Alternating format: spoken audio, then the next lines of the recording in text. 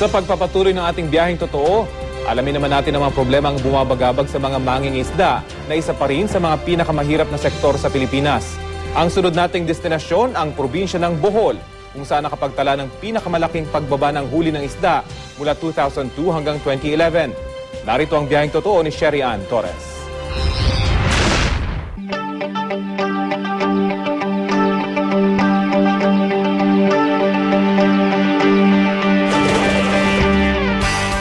Tanyag ang Bohol dahil dito, at dito. Lugar na kung ituring ay paraiso. Dito rin makikita ang bukod-tanging double barrier reef sa Pilipinas. Isa sa 6 lamang sa buong mundo. Pero sa kabila ng kasaganaang hatid dapat ng malawak at animoy mayamang karagatan, isang komunidad ng mga mangingisda ang nagkukumahog mabuhay sa islang ito. Nakapagtataka, lalo't nasa kalagitnaan ng Danahon Double Barrier Reef ang isla. Mahirap ngayon na yun. Gano'ng kahirap mangisda ngayon. Maliliit lang huli namin. Pag umuwi kami dito, yung mga bata, sabi nila, Mama, Papa, mayroon ba kayong huli? Ito lang, konti. Di lang kandungan at pangitlugan ng mga isda at iba pang yamang dagat, sa mga coral reef o bahura dapat may pinakamaraming isda at may pinakamagandang huli ang mga mangingisda. Pero sa loob ng isang dekada simula 2002, nanguna pa ang Bohol sa mga probinsyang may pinakamalaking pagbaba ng huli. Malaking kawalan, lalo't sa pangisdaan pa naman nakatali ang ekonomiya ng buong probinsya.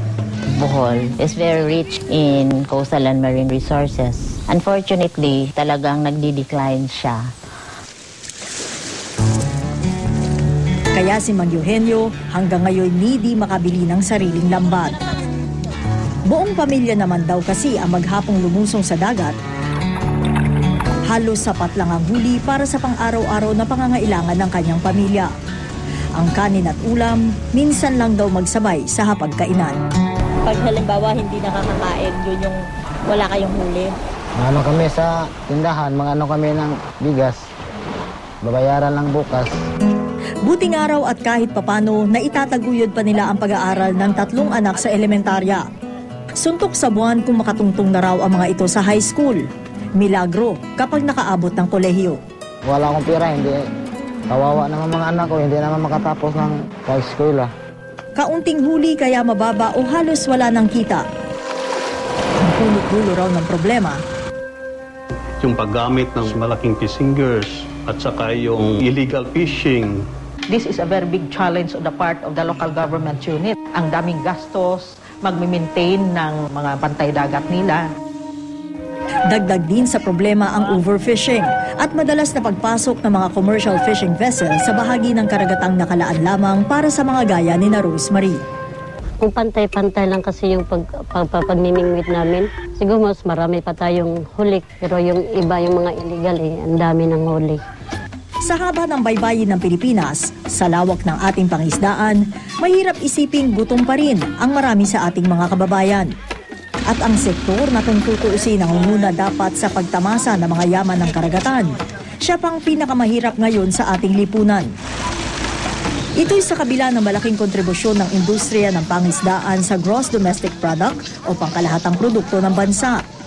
Nitong nakaraang taon lang, umabot ito sa 51.8 billion pesos o halos 2% ng GDP. Sunod sa kanin at gulay, isda pa rin kasi ang paboritong pagkain ng mga Pilipino. Ipinaliwanag ko kay Mang Eugenio ang kahalagahan ng ballot box na dala ko. Sulat mo yung gusto mo sanang hilingin dito sa papel na to. Walang illegal na mangingisda. Edukasyon, gamot, doktor.